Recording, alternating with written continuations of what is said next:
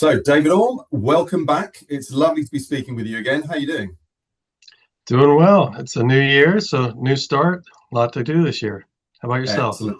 Yeah, very good. Thank you. Very good. Agree. It's been pretty manic first week back, but yeah, lots of exciting things going on. And I'm really looking forward to this conversation with you. Um, we're going to be taking the next steps on from our prior conversation. Um, Talking about more of your journey, but outside Cox, where you worked previously and ran their service procurement program. So, just as a little bit of a quick recap for people, David Orme, Global Head of Services Procurement at Pontoon. You were previously, in fact, do you know what? Give us a very quick, the kind of 1 minute reminder of what you did previously. Obviously, you came through the kind of consulting world, and then really Cox was a super interesting project for you. Yeah, sure. So I've had about a little over 10 years of services procurement specific experience across vendor management, procurement operations, sourcing, category management. Spent a little bit of time at Emphasis Consulting doing delivery um, post my MBA. Last 5, 6 years before I joined Pontoon, I was with Cox Communications. Started out doing sourcing for them and some category management.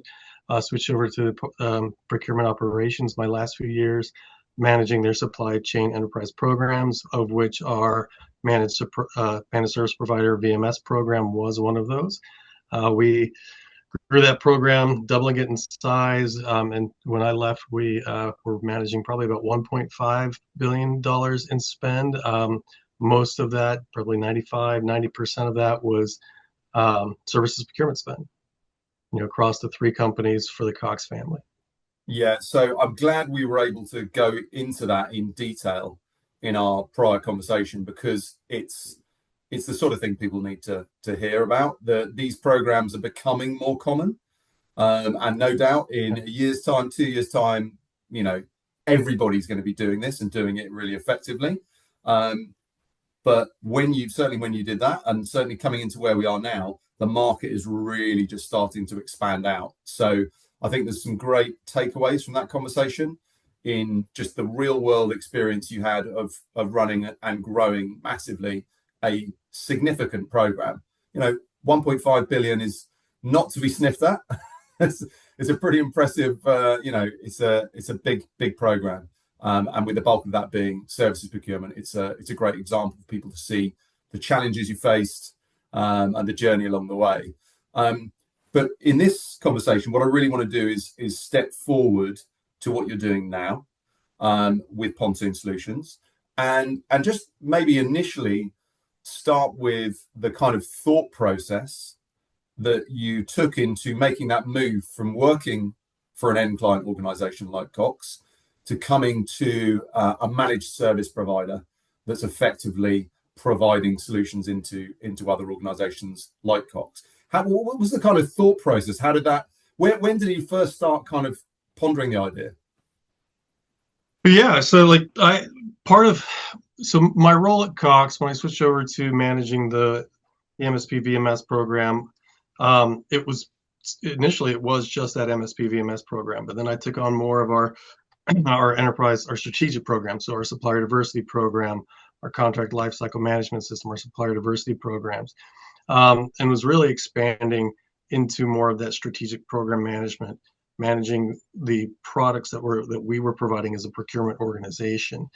And that's really, I guess I could say, I developed a passion for. I wanted to grow into building solutions for our internal stakeholders, providing the best customer service, almost more of a product development side as compared to your traditional category management, sourcing, supporting the business. And so that's really where it led to is, I started bringing on more strategic programs, expanding the influence that we had as a procurement organization from that lens, and seeing how we could expand those programs, how we could optimize the programs and better fulfill the needs of our internal business stakeholders. So looking at kind of our managed service provider, say Pontoon, the role opened up for our head of services procurement, really really coming in and driving the strategy, driving the product, developing the product to go to market for our stakeholders, our clients, and protect our prospective clients. Yeah, and I looked at that role and I said, honestly, it's a lot of where I was driving my previous work within Cox, right? I was trying to expand, influence, develop, a baseline product for us to say, hey, we want these services, this suite of services that we as a procurement organization provide.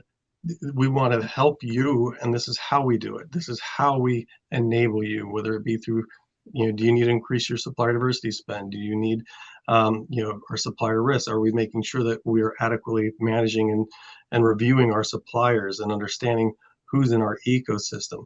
Or even from the MSP VMS side, growing that services procurement offering. We weren't a mandated program Right. from an MSP VMS program, right? So we grew. I mean, honestly, the program started 2006, 2007, years before I did, but as a staff aug program. And then a few years before I took over the role is when they actually started trying to bring in the services procurement. And they had a baseline, but then we were able to grow and double that while I was, building that program out. Yeah, and I think that's where the opportunity lies for organizations to move forward. Contingent workforce programs, there's a very well established solutions out there, both on the technology side with the vendor management systems and also with the managed service providers. And lots of companies have a fairly mature setups around that. The big gap and what people have been kind of talking about and nibbling at for the last 10 plus years is this service procurement opportunity, and just looking at the size differential within Cox as to how much of that 1.5 billion, with like over 90% of it being services procurement, it just really is a big eye opener. Not for me, not for you, because you lived it and I see it all the time, but maybe for some people who don't realize how much of a problem this is within their organization or within organizations in general. And that's no slight on people that have this problem. Pretty much every company has this problem. But now companies are really trying to become more efficient, become more effective in how they get work done. And a big chunk of that is service procurement and statement of work led engagement. So if companies aren't getting that buttoned down, they can't compete in the market. So it's becoming this much bigger topic now. And with people like yourself coming out and talking about your kind of real world experiences of delivering this and delivering all the benefits, it's great to see the market en masse is really starting to take notice now. Whereas before, I'd say to a certain extent to this point, it's been more kind of like pioneer type activity, which is why I find it really interesting that you've kind of come from this pioneering position within Cox to now you're effectively like a transformation advocate for other organizations to achieve similar results. So that must feel quite cool that you can take all of that experience with you. It's amazing, right? And that's kind of the position we take on our side. A lot of the conversations I've had with our clients are, whether it's existing clients or prospective clients, talking about how you transform or what the need is, or even how do you get started, right? I mean, it's a huge problem to tackle, and you hit a couple of the few points, right? I mean, that visibility is becoming more and more prevalent. How do we actually tackle our workforce and know what our spend is if we don't know what is being spent at the business level? So often, if you don't have a vendor management system, you're going through Oracle or some of your traditional procurement systems, you can see what the actual spend is, but you don't see what the services being done are, or who's in your or who's coming in and doing the actual work. So it's a little more than just, oh, I know I've got XYZ suppliers and they spend 10 million a year, 15 million a year. You don't know, you don't have that next layer down of, okay, what's the work that's actually being done? Is it being done well? Do we have cost controls in place? Do we have compliance in place where we're onboarding, offboarding these workers? And historically, staffing has been the focus for that. And that's where the industry started with your traditional, software systems, your vendor management systems. And now procurement's realizing, well, we don't have that same level of visibility or control, and as well with HR. And now with those teams working more closely together, you're seeing a lot bigger push of, well, what are we actually spending on in services procurement? how many people are actually coming in, what headcounts, what services are we actually buying. Yeah, and the thing is, at the same time as that has happened, the use of services has grown massively. There's a really interesting guy called Tom Evely, who's been doing a lot of research into services procurement. He's actually writing a book on it at the moment. I love a niche player. Tom is awesome. He's been on the podcast a couple of times. But some of his research has shown, some of the sources he's used have shown that the spend in services is growing at 5 times the speed of the spend in goods, which is not surprising because we're moving towards more of a services-led economy. And outside of that, work is moving. There is a shift towards outputs and outcomes. I was at a really interesting white paper launch at the Houses of Parliament in London yesterday, looking at how AI, for example, and the change in the workforce and the change in the way that we do work and the work that needs to be done is moving organizations towards the logic of output and outcome-based work provisioning. So there's a lot of things in flux at the moment, but the bottom line is that any organization, they all use services. Any decent-sized organization is going to have a big amount of spend that's tied up in this. And like you say, they're very unlikely to have the visibility, the control, and also they're making it difficult for buyers potentially. The people within the organization that need to buy the services to get the work done, for that company to be effective and competitive in the market. If the procurement setup, the process is, if there's no process, not only have you got compliance and cost concerns, but you're actually slowing down the organization from doing what it needs to do and making it less effective and giving the competitors an advantage. So by putting the right processes, using the right technology, and actually having a dedicated program to support services procurement specifically, it's just a total game changer. So it's really fantastic for me. I see what we're doing with Zivio as a technology pioneer, as a services procurement system. We're in that kind of pioneer space as well. So it's fantastic to be able to collaborate with yourself and the team at Pontoon, who are really trying to take this to the next level. Just going back. Sorry, carry on. Oh, I was going to say, it's interesting that you bring in the AI aspect of it, right? I mean, when you talk about, everybody's running to get AI in as fast as they possibly can, right? And there are some huge benefits within procurement alone, right? Just new softwares like Zivio itself, right? But then also just process improvement, automating of tasks, things that historically just you couldn't do. But when you look at a lot of, specifically in procurement, when you're looking at skills-based or your SOWs and your services, if you don't have a baseline of good data to really feed into that AI machine, the machine language, the Gen AI, it's not going to give you the information you need. It won't be able to process the information and provide a valuable output if you don't have that baseline of data. And that's the biggest issue that you see with a lot of companies, specifically in procurement. We go back to that conversation. The spend data they have, but they don't have the underlying project data of, what was this work actually being done? Who were the people doing it? What were the skills needed to do it? What were the deliverables we were working towards? And then even on top of that, what was the performance of that supplier? Were we actually satisfied with the product that they created?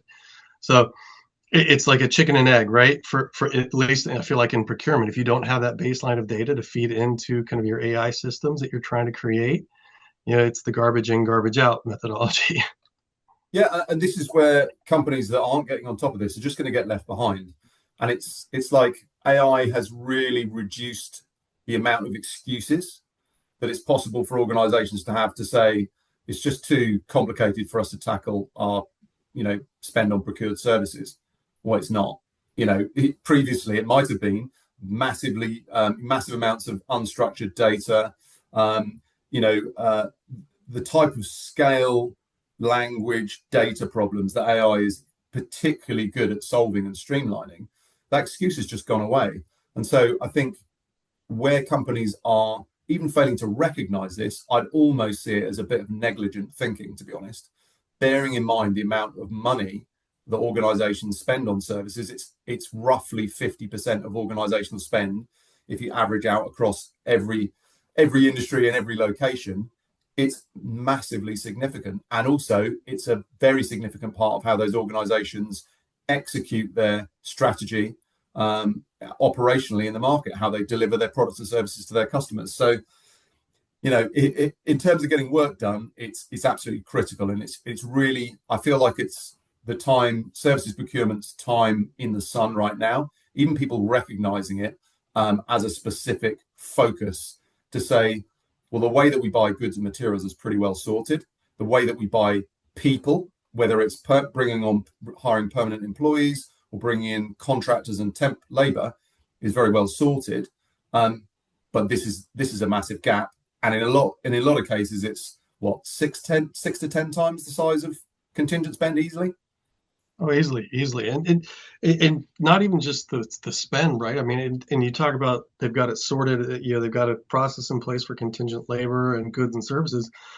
One of the bigger issues that you see with services procurement is just the compliance issue, right? You've got so much services procurement being done in a T&M model, or even a manager directly managing these resources, and no one's thinking about what are the actual impacts of that. Or tracking it or monitoring it. So if you don't have the systems in place, you don't know a lot of what work is being done, especially in very unstructured organizations where managers are just managing to their budget. Well, and they don't have a policy in place other than, well, I can sign an agreement up to $1 million based on my career level, and I can bring in any work I want, however I want to do it. So not being able to have that visibility creates a massive compliance issue, and puts your company at risk. Yeah, and it feels like this is the last big area of workforce or work delivery that needs to be solved. I had a really interesting conversation with a lady from Dow Chemicals recently, and also with a chap in Singapore who was most recently at Netflix, talking about total talent management.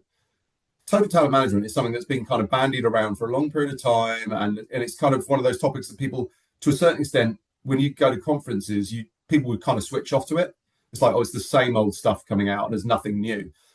But part of the problem with that, and what's being recognised now with the growth of services procurement as a topic and a big point on the agenda, if you haven't got all of those channels visible and to a certain extent buttoned down, there's absolutely no way you can coordinate, because you haven't got that base level before you move up to the next level. So I think the other exciting thing that this does, it opens up the door. Once you get services procurement under control and get visibility on it, then the organization can start to make decisions about what's the most effective way for us to get this work done?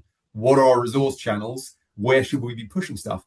And in an environment as volatile and uncertain as today's economy, that's absolutely essential. And anyone who's not thinking about that, they're missing a trick, in my opinion.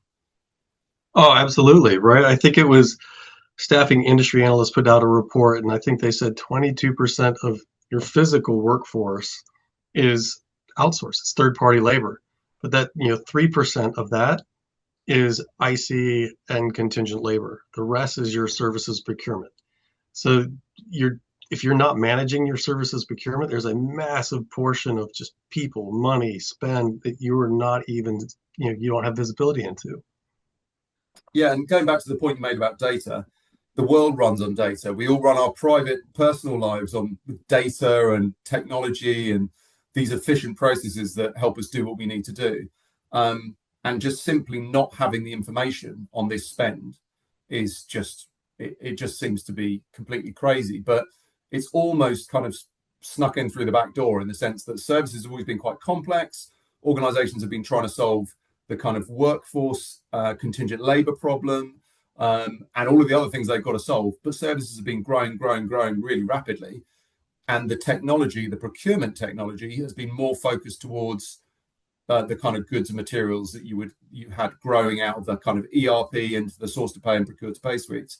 So that kind of guided buying and cataloging is very efficient and sophisticated when you're buying things. But when you're buying services, it's just this topsy-turvy world of services where the actual thing you're buying is incredibly hard to define, and therefore it's incredibly difficult to measure compared to buying a thing. So I think it's kind of snuck up on companies, but it's so big now, and the ability to differentiate and compete in the market versus your competition is coming down to finer and finer margins, quicker decisions, more flexibility and agility, and that has just made services procurement come right to the top of the agenda for a lot of organizations.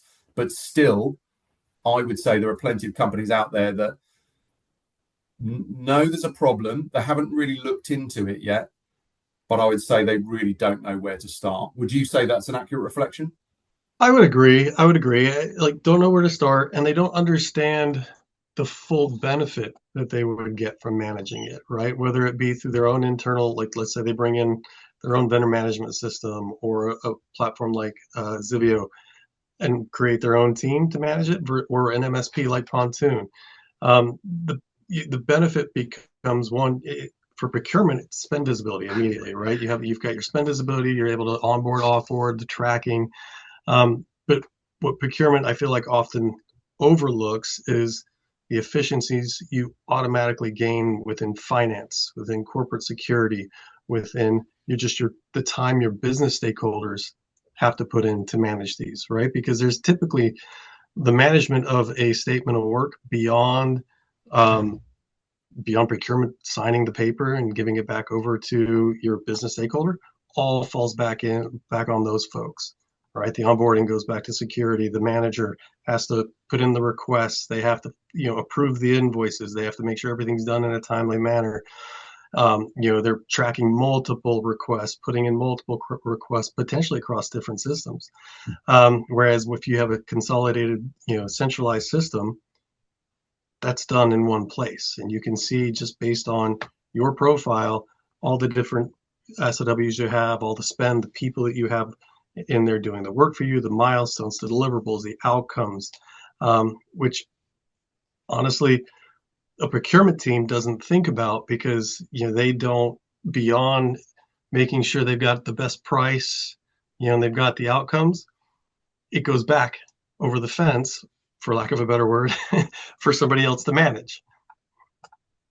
You made some great points there. I think so. Just making a couple of notes here as you're talking. 100% agree with you. There's other things that sort of often get missed as well, like even just like properly documenting in a technology platform your full services supply chain. Making sure it's lined up by category, by competency, all these sorts of things. That helps suppliers get greater visibility. The ones that, if you're measuring performance, the ones that are doing a good job get better visibility within the organization, more opportunities, better relationship. But for all of them, it's that visibility rather than maybe just sitting on someone's desktop or in their contacts, in their black book, whatever. It's like that's so inefficient. The organization, somebody, even just what you were saying about stakeholders, I think that's the ultimate crux of it. Making life easier, faster, safer for them to buy the services they need and get the work done and get great value. That for me is the absolute crux of it. That's what drives the organization forward. And like you say, if they're getting held up by a poor process or trying to manage things on email, team, phone calls, files, Excel spreadsheets, we've seen it plenty of times. And they're not because of this carnage, procurement can't really help them effectively because the amount of the volume of statements of work flying about, if it's not automated, if it's not captured and there isn't a proper process, with the best will in the world, there's no way procurement can stay on top of that volume. It's just the procurement teams are always lean, and that's just it's just crazy.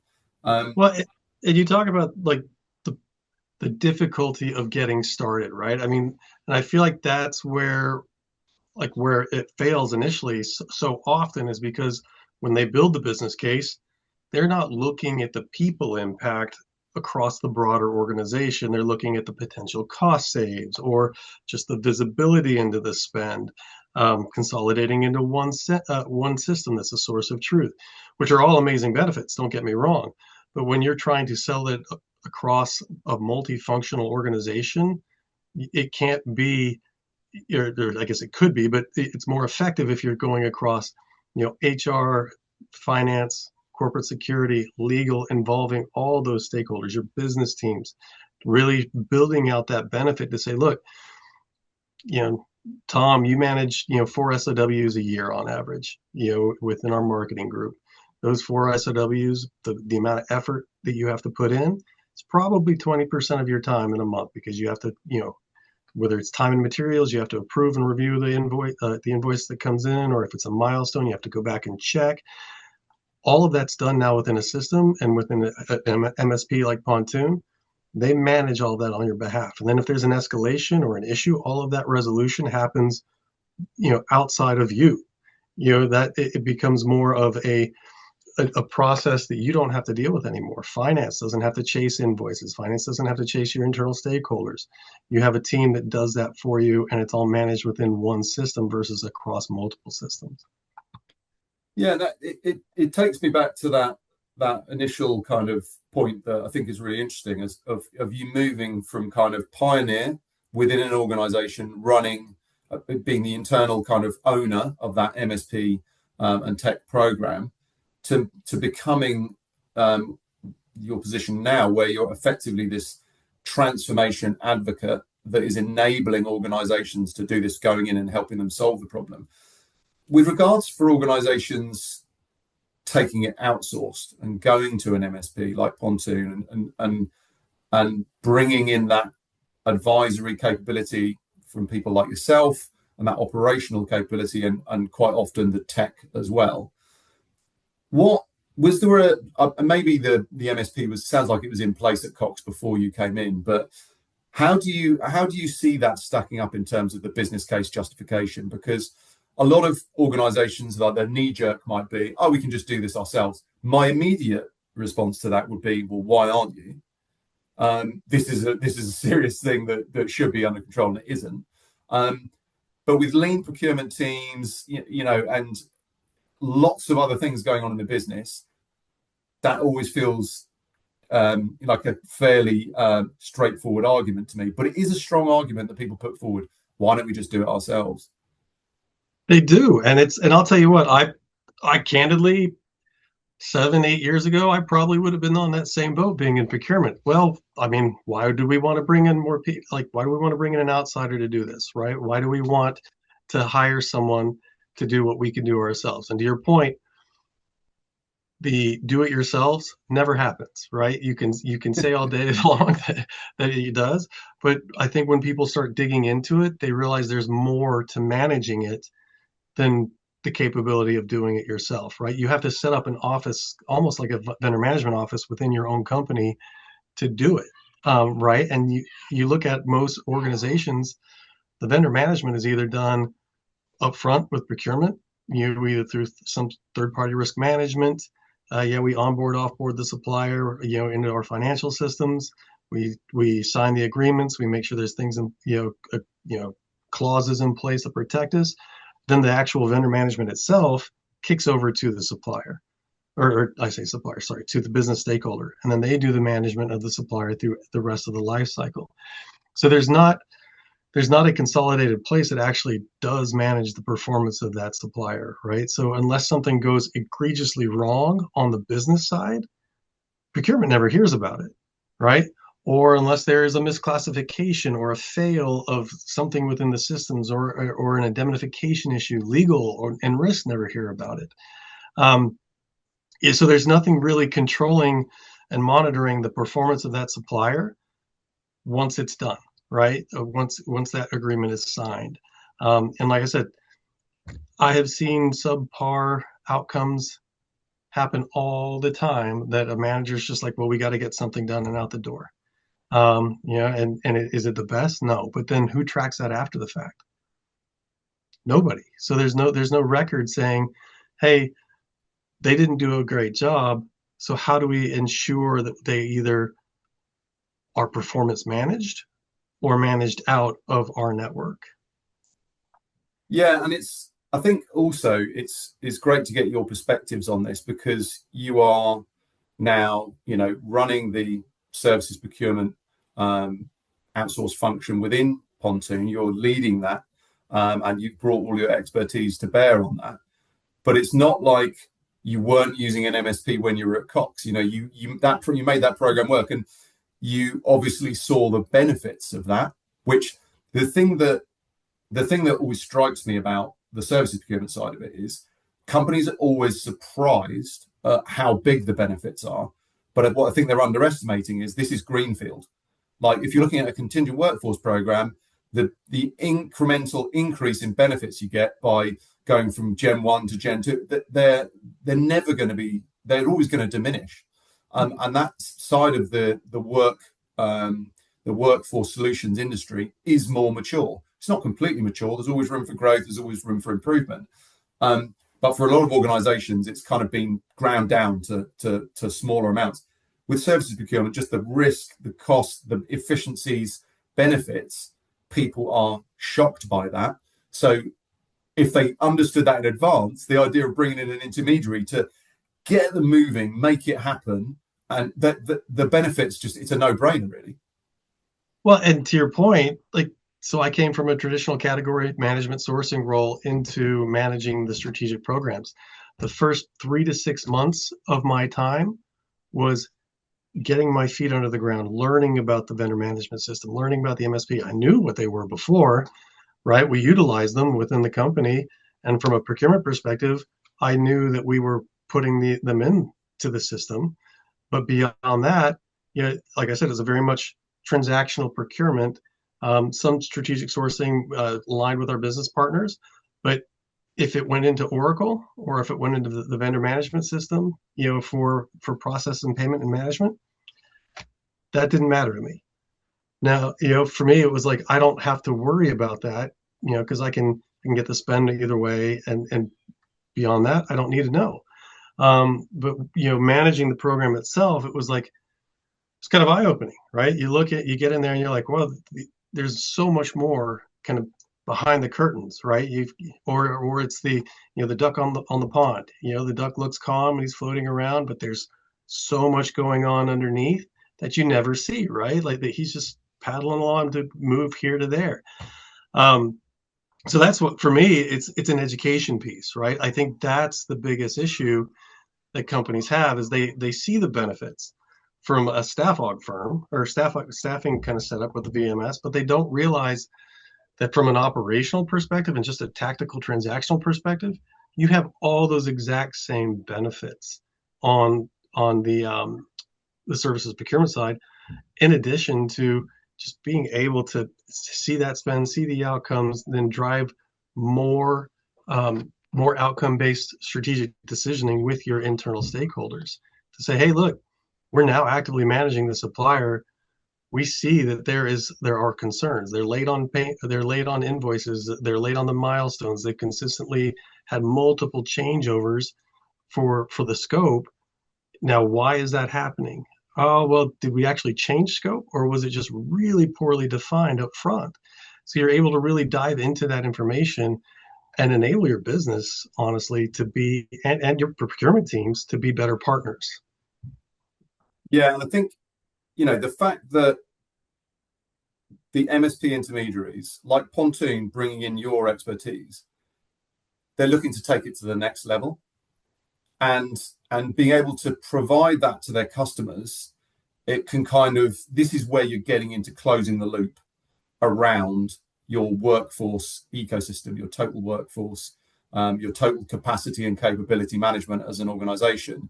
And I applaud the organizations that are bringing in genuine procurement expertise like yourself to do that, because it's recognizing that as an organization, you know, they've got some brilliant operations stuff in place. They've got all the fantastic ability to bring in technology and to make the processes work. They're absolute past masters at that. And all of the contingent workforce and the other hiring side of it is a really efficient machine in a lot of cases. But this services procurement area is different enough, it's big enough, it's complicated, it's important enough. Being able to bring in expertise like yourself really does change the game in terms of what the organization that's bringing you in is buying, is the ability to bring in someone who's done it before and say, okay, you got all these great benefits, now help me get these great benefits. And that's really where the kind of the business case justification comes into it. And I would argue that, as we said at the beginning of this kind of little segment where we were talking about this, for the people that say we're just going to do it ourselves, it's very, very rare to see anything even start to happen. So for most organizations, I think they would benefit from sitting down with somebody like yourself, hearing about your journey, and telling you all of their woes, telling you what their company's doing, and what you asking them, how do you manage this? How does this work? How does that work? And I've seen it many times in some of the conversations you and I have had with customers and prospects, and other conversations that I have in the market. The light bulbs start going off in people's heads. Actually, hang on a minute, there's this as well, which is a total nightmare for us, or our CEO is really trying to drive this, and until we get this sorted, we can't manage that. It's definitely a conversation that becomes logical, but people need to actually be able to talk to somebody like yourself about the reality of it, I think. But you're not wrong, right? And that's some of the best conversations I've had since I've been here, and it's only been 5 or 6 months at this point. Just talking to different clients and potential clients about, and we can call it business case, right? What is the business case? Like, if you already have an MSP in place, and you're looking to go internal, or if you're trying to expand, or you don't have one, well, why shouldn't I do it internally? To your point, I mean, we looked at that at Cox. Why shouldn't we just insource this? Well, you've got now technology support that has to be done, because if you're doing it internally, if you keep it on the same vendor management system, or you try to bring it inside to a different system, who's going to support that system?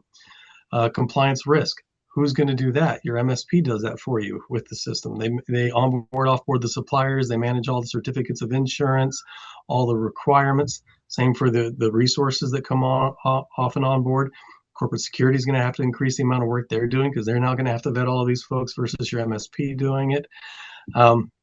Just the management of the work and the SOWs, things that traditionally finance would have to chase your internal business stakeholders. They're now going to have to bring in more people to do that. So just the actual people involved, from a large program like ours, we had 30 plus people dedicated from an MSP that we did not pay for. It more than paid for itself just from a headcount perspective, much less the technology, the support, and all the other ancillary pieces that people don't even think about, the third-party integrations and everything else that are all managed and supported by your MSP. Yeah, I mean, I'd like to think that for me personally, from the point of view of a tech vendor, I've got an unbiased viewpoint as to how people should do this. But what I do have a very strong view on is that organizations should be tackling this. And so, even if just taking that principle into context, when I look at the market and I look what's happening in the market, and I look where most organizations are, they need help. They need help to recognize it, to understand it, to see the possible, because it's kind of like they can't see around the corner. They haven't done it, so they don't understand what the benefits are and how it's going to reduce their risk and enable them to compete. So it's very hard for them to jump to that point, or even, in a lot of cases, even put the business case together, as you say. So understanding people who've already walked this path and achieved those objectives and those massive benefits, I've got friends who are very good at gaining expertise in particular areas, or getting very good at things. And a lot of the time, they're taking on expert advice whenever they do any of these things. What's the fastest way to get good at somebody? Talk to somebody who's already done it.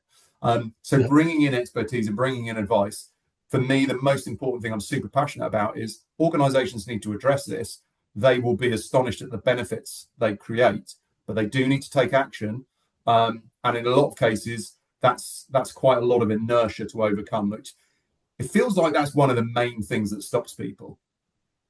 Well, and if you think about it, a lot of companies, especially if you're talking about medium to large size organizations, a lot have grown through acquisitions. So you've still got systems that haven't integrated already. So it becomes daunting just from that perspective, right? Of, well, how am I going to, get all of these systems that we haven't even reconciled on our back end to talk to something else, right? Or, or even to handle the onboarding or handle everything else. And that's where I say, a system like Zibio or VMS is great, because they've got native APIs that talk into all those systems, right? So that implementation piece isn't as complex from that perspective to create a single source of record. And you're not wrong. That I think it's that education piece of really, well, what are we going to do from a technology perspective, and how do we streamline it, right? And it's like you're not trying to replace systems. You just become a single source of truth and an aggregate of all of like your pay systems, your onboarding, offboarding.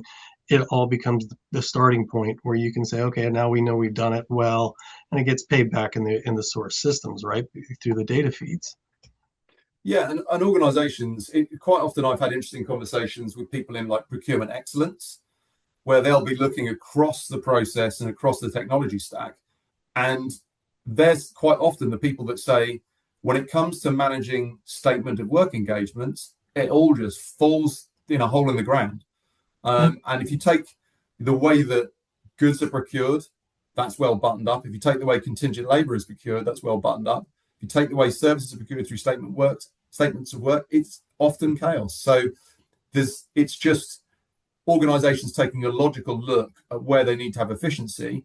And if they could be already doing that through the systems and processes that they've already got, why aren't they?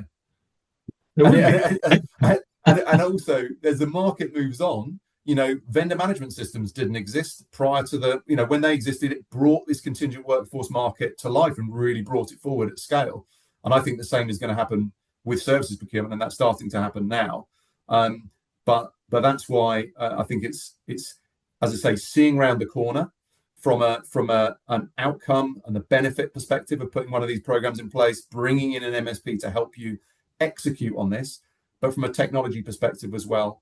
Whatever the relevant and most suitable technology is, we live in a world of data and we live in a world of technology. And when you look at organizations with billions of spend that's going basically through spreadsheets, the world's most popular software, Excel, Word documents, scan, sign PDF, SOWs, emails, phone calls, Teams, Slack, that's not up with the times. That's severely old school and very limited. Well, and it's not. It doesn't suit the need for your executives to have instant access to that information and the level of information to make strategic decisions, right? I mean, you cannot make strategic decisions around your suppliers, around your services that you're providing, if you don't have that level of information readily at your fingerprints, right, at your hand. And so I think I agree with you. We're seeing a lot. I was looking at a lot of the RFPs that we've been responding to and the work coming in, and most companies now, are asking about some kind of component of services procurement. How do you manage it? Even if it might not be the focus of what they're trying to buy at this point, they want to ensure that they have that capability as maybe a phase 2 or a gen 2, right after something comes in. So. Yeah, and I would very much encourage any organizations that are even considering or looking at trying to address this, they're worried about it, to talk to people like yourself who've been there and done it, even if they're not in a position where they're looking to buy something now, just to understand. Because, and that's why I really value you taking the time to have this conversation, because it's just spreading the word. It's just the art of the possible, putting it out there in terms of the hurdles, the ability to overcome those hurdles, where this can all go, what the benefits are, the business case implications. People just need to share this information, and it's, companies don't have to be competitive about it. It's information that, procurement experts can share with each other, the industry can share with each other, and there's opportunity for everyone. It's such a big problem to solve, and it benefits everybody involved in the chain. There's nobody that loses. It benefits the workforce solutions industry with this additional growth. It benefits the organizations that are being served by that in terms of their savings, their efficiency, their market readiness. And it benefits the supply chain as well, because they're getting recognized for the good work they do. They're working through more efficient processes. And you mentioned that now, how can the organization make strategic decisions around spend when they can't see what's going on and what the performance is, things like that. It's also that, exec team within an organization saying, effectively, this is all the work we need to do in the next 6 months. How are we going to do it? How are we going to apportion it? What's going to be the best way to do these different bits of work? If you're not efficient at doing that, you're gonna lose out to people that are, and that's where this is a little bit of an arms race of organizations in the same sectors saying we need to, pull our socks up in this area and really get organized. And when they do that, anyone that isn't is going to get left behind. And that's where the AI side of it comes in again, just in terms of the pace of change. But I feel like people are waking up to that. Would you agree? Oh, absolutely. Absolutely. Right. And that's why we're seeing, I think, that uptick, right? We're seeing a lot of more focus on services procurement of, well, how do we manage this better? To your point, how do we go to more outcome based versus T&M? How do we shift the risk from our company to the supplier providing the service, right? That's the whole idea really behind outcome based deliverables is I want a product. I want you to create this for me, and I want you to do it well. And historically, we've done some of that. Some of that's happened, but it's not the performance aspect of it isn't managed from that supplier.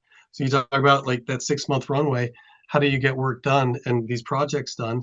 If you don't have that visibility, you're really working towards, all right, so John, who have you worked with before? All right, let's use them. Like they've done work for us. They know our product. Great. But you don't really know if that outcome that supplier has been providing the best outcome. You don't know if they've been providing the best price because you don't have that visibility into that information. And so, well, to your point, either they get left behind or they might get a product that's not the best that it could be at a price that they did not want to pay to begin with. Yeah, yeah. And looking at that from the kind of supplier performance angle, if you there's the other side of it as well, where there's competition for the best suppliers. There's competition for that expertise and those capabilities, and it's new capabilities are being required all the time. Technology change is almost arithmetic, and its growth is exponential. So the requirement, new capabilities, new skills, new things required, is just moving at such a crazy pace. Where organizations have a good relationship with their supply chain, that makes it better. And putting one of these programs in place and using the right technology to centralize information makes that better. But it also gives you visibility of the capabilities you have in your supply chain and the ability to then build on that and look at, I've spoken about it before, some of the companies we work with do a lot of what I would class as horizon planning. What are the type of capabilities going to need in the future? Who in our supply chain has got those? Let's look at that, and then maybe they'll start upskilling themselves where they don't have it. But let's work together in a really close collaboration with our supply chain. And I think that competition, it's only going to get more fierce, a little bit like we've had the kind of war for talent within the broader workforce. No, you're not wrong. I look at that view into your workforce and the capabilities, like a company like mine or in the vendor management system, historically, you don't have that view into your gaps. Right? If you're not managing all of those suppliers and you know who you have and you know who you're working with and you know the strengths, like you do for your workforce, but beyond that, from your supplier setup, you don't know who has the strengths, who's performed the best, where it often becomes a firefight to find somebody quickly when you find out there is a gap. Yeah, just I just want to go back to something that you were saying earlier that I thought was really interesting. When you were talking about procurement bringing in an MSP to enable them to put this full end-to-end services procurement offering or program management in place. One of the things that you brought up, which I think is really interesting, is the disconnect that quite often exists between procurement and the downstream post-contract activity within services procurement, because quite often procurement are not really measured or judged or involved. As you say, they throw it back over the fence. Once the statement of work is signed, back it goes to the business stakeholder. And then it's like, whatever happens downstream happens. And if there's a risk issue or there's a cost issue or there's a delivery issue, generally procurement hear about it. It's too late. It's done. It's retrospective. It's a post-mortem. And it's very difficult then. If it's not in a system and if it's not in a program, practically almost impossible to go back and really dig up why that happened and what can be done about it in future. But I thought the not looking at the downstream side was really interesting, because I would also argue that when it comes to services procurement, most organizations don't have the upstream really covered very effectively, in the sense that there's so much direct awarding going on and there's too many statements of work So procurement, if it's not captured in a system and within a program, procurement just cannot get their arms around it. So although procurement will be judged on the upstream, are we to budget? Which stakeholders will be very good at being to budget, but they might be wasting the budget. Yep. I Oh, mean, I can't tell you how often we were in the crunch of, well, I've got $1 million left in my budget. I've got to spend it, or else I don't get that same budget next year. So to your point, that upstream becomes much harder to be involved in. And there's such a bigger benefit if you can get it in as part of that upstream, either just from a procurement professional, being a strategic partner, being part of that initial conversation of who do you use, where do they come? Because so often a business stakeholder has already gotten a copy of the SOW that the supplier prepared for them with a price that they've already agreed to because it's within their budget, right? And so and they say, oh, well, we've been doing this service for you for 2 years now. Johnny's been working with you on this service for 2 years. We really need to change his price to $220 an hour versus the $190 because we've been promoting him internally. So they try to pass that cost back to you when it's like, well, no, it's the same service that you're providing me. If you're paying him more, that's your problem. So from a supplier perspective, but your business stakeholders are like, yeah, it's in my budget. I don't care. So they'll agree to a price increase, which now becomes your new floor for that service when it's really something that somebody should be paying significantly less for. Yeah, yeah. And as I say, I'm sure you see it all the time. So just kind of, we've talked about some of the areas why it makes sense for organizations to tackle this. When you're talking to organizations about the problems they're facing, do you see any particular objections or what are the main objections of organizations? Are there any people who don't think it makes sense to tackle this? Or is it that some people are just not really aware of the problem in its entirety? Yeah, I see some organizations, and it's more of not that it shouldn't be tackled, it's more of probably that they should be doing it themselves. Right. Right? They should be managing it themselves. They're like, well, why would we bring in an MSP to manage this on our behalf? Or in extreme cases, you're not wrong. They don't think there's a problem because they're managing, they have a procurement process in place, but it's a tactical procurement process. So they're really just getting an SOW, check the legal boxes, make sure the price is within a range, and then it's signed and sent back to your business stakeholder, right? So you're really your business team is effectively still your procurement organization because they're doing the sourcing, they're selecting the supplier that they want to use, they're already agreeing to a price, and then they're sending it over to procurement for a final validation. I mean, at that point, it's already too late, right? I mean, your procurement team, they're just a check the box. They're not upfront saying, well, this price is not a market price. The supplier has a history of poor performance. There's all of that upfront work that is missed in a tactical organization. So a lot of times I will see in that extreme case, they're like, well, why would we need an MSP? Just because they're thinking more of from a procurement aspect. In my silo, I don't need somebody to manage an SOW because I don't manage an SOW. Right? I mean, and even in some of your scenarios when you do have procurement professionals still part of that upfront process, and they're helping source and they're helping do RFX events even or driving, they still would say, well, but I'm not managing the SOW, my business stakeholder is. So what's the benefit for us beyond visibility into the spend, right? And we already have that because we're upfront as a strategic partner. So that it's some of those conversations. It really becomes that educational piece of look, it goes so much further beyond just that spend visibility that you need. You talk about when that conversation with your strategic supply or strategic professionals where they are part of that upfront process. I'm like, well, why are you part of that upfront process? Well, I've got to understand what the business needs. I've got to understand who what they're trying to source, the product they're trying to make, so I can help get them the best supplier at the best price, right? And make sure they're protected, make sure they have a great outcome. I'm like, okay, so beyond that, what do you think the SOW does in the management of the SOW? That's still part of that procurement process, that fulfillment of the service that you negotiated. That's still your customer satisfaction. That's still making sure finance is happy, that the business stakeholders happy, that they're getting the product they want, even that the supplier's happy, right? Because if your supplier is a good supplier, but they're having a bad experience because of a horrible internal stakeholder, you've got to be able to know that that's happening. And if you don't, you're really still missing so much of the value you can create for your business team and for your corporation.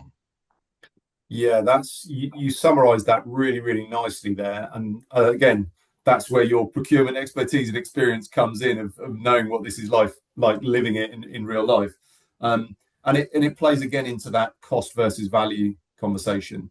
You know, a procurement team might sit there and say, "Oh, we've done a great job of making sure everything's to budget," or that, you know, we've done some cost work up front. But if everything's going, you know, to hell in a handcart downstream, then that your savings and your cost benefits are gone, and not just neutralized, but taken into negative territory. So it's really that it's accountability within the business. Say we need to get this work done. We need to do it really well to be competitive in the market.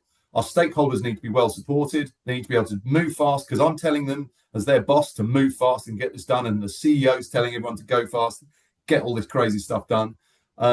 If that's not filtering through to an effective setup where the stakeholder can rely on a slick process, the best supplier, you know, an efficient setup, and help with all the stuff that they shouldn't be worrying about. Procurement should be worrying about it, or an outsourced function like what you're bringing with Pontoon. They're worrying about it. But if that's not all happening, then the side is being massively let down by these inefficiencies, and the concept of some sort of cost saving at the beginning becomes pretty much irrelevant.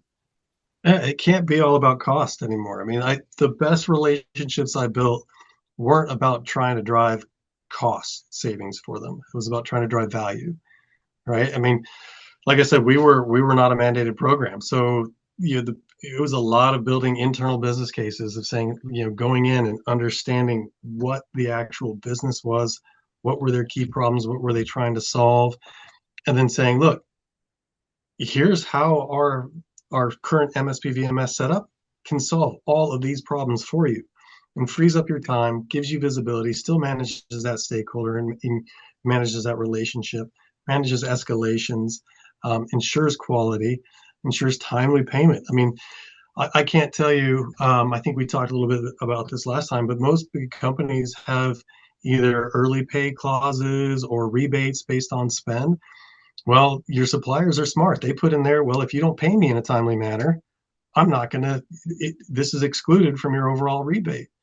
So stuff that went through our vendor management system, 100% pay rate. And we could take either the early pay 100% of the time or 100% of the rebates. If it went through outside the process through Oracle, I think the rate was 40% and it was more of a timing issue. Managers weren't responding in a timely manner. Suppliers didn't put the invoice in correctly. So there's all these issues that are easily solved by somebody actively managing that for you. And one of the things that has been mentioned to me time and time again from an end customer point of view is the importance of being able to prove the case, expand, move through different departments, move through different parts of the business, not necessarily try and crack the whole nut at once. It's a big problem, it's a big spend that you're looking at. Breaking it down into chunks. Where do you see the role of the MSP in terms of helping organizations move in that kind of process? So your MSP is your first line of defense, right? I mean, they are the customer facing, whether it be internal customer or your supplier. They are that bridge that is really making sure, one, that customer experience, that stakeholder experience is wonderful, right? And it is going as smoothly as possible, that there are no issues, or if there are, they're resolved as quickly as possible. So they become that conduit, right?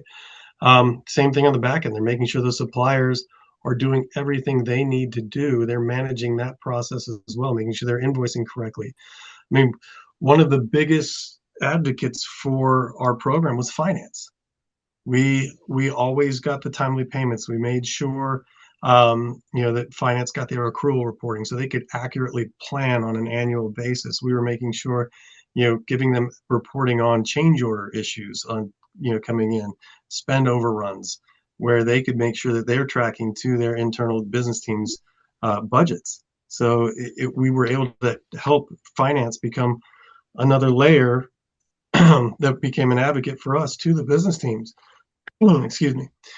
Saying, going to them and saying, look, you're having issues managing or getting things done timely. The vendor management system is the best place to get that done. And then you've got a team on top of that that is managing all of these issues for you, because finance is pretty lean as well, right? As much as your procurement teams are. So they don't have the time and bandwidth to go through 80 invoices a day, right? To make sure that everything's being approved timely. Yeah, and I guess taking that forward, you're creating the evidence, you're solving the problem, you're providing the business case to move to the next step with the next team, and also with that MSP resource, that's where some of the flexibility comes in to say, okay, here's a different department, and here's a company that's part of our group that was an acquisition, and here's a whole load of new cost codes, and here's a whole load of new complexity that you've got to deal with. But that's what the MSP and the program and the technology are there to soak up, and to just say the principles are doing this. The business case means you're driving X value and benefit. Therefore, it makes sense to apply it to this part of the business as well.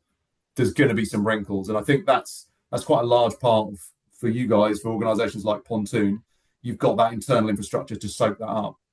Yeah, the change management, the additional people, like you said, the implementation. We essentially become the front end for procurement, right? So much comes in through that team. You talk about classification, risk issues, supplier onboarding, offboarding. All of that then gets handled by the MSP, and then gets streamlined on that back end, going back out, from a customer satisfaction standpoint. So really, really useful points you're bringing across here, and I think we covered quite a good breadth of this topic area. I know you and I could no doubt and I know there's more conversation to be had around this, which is super cool. But if you just break it down now, look at the opportunity in front of you as an individual, and the opportunity within Pontoon as an organisation. You've brought your expertise in, and all of that experience of being successful at doing this, and you're also sitting within the kind of infrastructure and machinery of Pontoon, which is a large, powerful global organisation, which is part of a Deco group, which is an even larger global, powerful organisation. That must be pretty exciting, right? What are your kind of thoughts and aspirations on how you want to change things with this opportunity that you have? You are not wrong. It is very exciting, and it is a massive organization. Just from Pontoon going up to a Deco, with a CODIS, with LHH, and there's so many different interworking parts. A lot of what we're trying to do right now is really focusing on how we leverage each other, right, across the organization. One of my focuses for services procurement is really, I say focus. I'm going to say focus a lot. Making sure there's a bigger focus on services procurement, right? We do services procurement across over 20 different clients that are billion-dollar, some of which are multi-billion-dollar clients, and it's not that we don't do services procurement.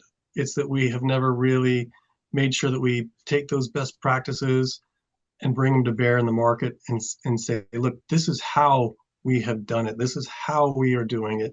Some of it's a little bit of a simplification of being able to say, hey, this is how we speak to procurement teams. This is how we really show the value of what we've done across just internally with existing clients, and what we can do with new clients, and it's just expanding at current clients. So there's a massive opportunity. I feel like that just because there hasn't been a concerted effort to really standardize and simplify our messaging, but then also to drive it actively out within the marketplace, and then also just internally with expanding within existing clients. Well, yeah, I think now's the time. The market is readier than it's ever been. This is a big concern for people. I think if you look across Adecco Group, like just the customer touch points that you guys have as a group, like incredible. Truly global reach on a massive scale, all sorts of different industries and locations and types of company, who are all going to have similar problems when it comes to services procurement. So I think I totally agree with you, getting the message out there, talking about the art of the possible, and also getting people to join the conversation. Like I say, even if they just want to understand their own situation or understand what other people have done, that is, I think, for me, that's the most important thing in the market at the moment, is just to bring things out into the light, and share this best practice, which, as I say, I've spoken to many really good advocates within organizations who are happy to talk about it. They're not protective of it. They'll say all the things that they were doing wrong beforehand. They'll say the problems they came in trying to put a program in place, the things that maybe didn't work in the program to start with, but they'll also share the benefits and the results that they got from it. So I'm very grateful to you for joining me again to chat through this. And it's really interesting to see how this next chapter is going to unfold for you. But yeah, certainly very exciting. It is. And you mentioned the sharing. I mean, that's really what it is, the education piece. That's like, you've been part of our talent strategy summits. That's the whole point of those, is getting together either existing clients, potential clients, they could have services procurement or not, and just really talking about how we do it, what we do, and it becomes a peer conversation. It's not a conversation for us. I get to sit in and talk about high level. Yeah, this is my experience that I had. I don't talk about what we're doing at Pontoon. I talk about what I did managing these programs, at previous companies. So, and just driving those best practices. But that's always my favorite part of those type of events. The TSS events you guys have been running have been fantastic. It's when those peer-to-peer conversations take place, that's when the magic happens. And people might be a little bit quiet to start off with. I'm generally the person in the room that has a bit of an insight, one of the people who has a bit of an insight as to some of the ways that technology is approaching this specifically. But just getting those people from those organizations who might be at a very low level of maturity saying, does anyone else have a problem with X, Y, and Z? Or the people who are saying, well, we tried this and it really worked well for us. Has anyone else tried that? That for me is where the magic happens with it all. And it's that's what the market will benefit from in a broader context. Whether it's sitting down with a real subject matter expert like yourself, or being brought together, or getting together and being able to facilitate conversation just to understand the way forward. I think it's going to make a huge difference to organizations, and I think it's going to also help elevate the procurement function in their strategic value when it comes to this critical area. Anyway, so that's fantastic. Thank you so much for joining me, David. I really appreciate it. And hopefully we can get together for another session soon. Sounds good. My pleasure, Johnny.